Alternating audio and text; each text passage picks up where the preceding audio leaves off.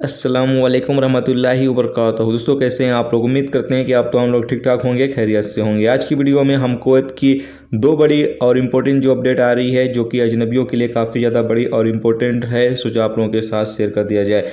पहली अपडेट जैसा कि आप सामने स्क्रीन पर देख सकते हैं, अलंबा रिपोर्ट के मुताबिक बताया गया है कि Kuwait director general of civil aviation जो है वो इंतज़ार कर रहा है ताकि काउंसिल जो है वो कुवैत इंटरनेशनल एयरपोर्ट की जो मुसाफिरों की कैपेसिटी है वो बढ़ाने की मंजूरी दे दे, ताकि DGCA की तरफ से जो 6 देशों की फ़्लाइट है वो ओपन करने की परमिशन दी जा सके।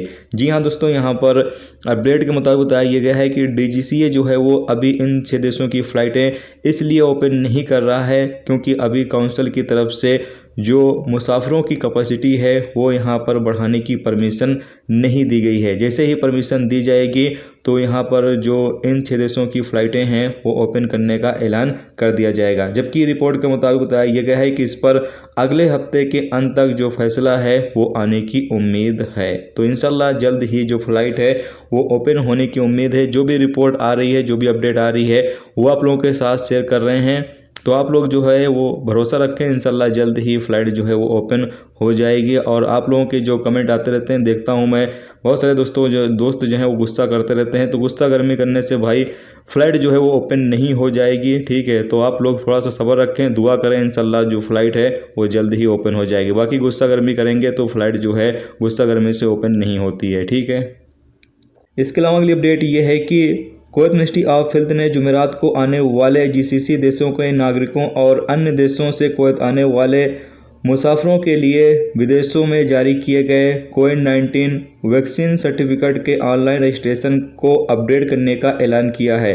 डेटा सिस्टम के निर्देशक अहमद अल गरीब ने कुवैत आने वाले मुसाफिरों को एक बयान में कहा, डेटा दर्ज करने और वैक्सीन सर्टिफिकेट अपलोड करने के बाद एप्पल या गूगल प्ले के माध्यम से इम्यून एप्लीकेशन पर रिक्वेस्ट अपलोड करके सर्टिफिकेट जो है वो चेक कर सकते हैं। यानी कि यहाँ पर बताया गया है कि आपको जो है वो अपना इम्यून जो एप्लीकेशन है वो अपडेट करना है। अपडेट करने के बाद आपका जो पासपोर्ट नंबर है आप उससे भी इम्यून एप्लीकेशन जो है ओपन कर सकते हैं, या फिर जो आपका ईमेल जो आपने वैक्सीन सर्टिफिकेट अपलोड करते वक्त जो ईमेल का आपने इस्तेमाल किया है उस ईमेल के ज़रिए भी आप अपना इम्यून एप्लीकेशन जो है वो ओपन कर सकते हैं और आपके पास वेरिफिकेशन कोड आ जाएगा। उसके बाद आप जो है अपना पूरा डाटा जो है वो इम्यून एप्लीकेशन में देख सकते हैं। तो यहाँ पर आपको करना ये होगा कि जो आपका इम्यून एप्लीकेशन है उसको गूगल प्ले से जाकर अपडेट कर लेना है, जिसके बाद आपको कई सारे फीचर जो है इसमें मिल जाएंगे, जिससे कि आपका अगर मोबाइल नंबर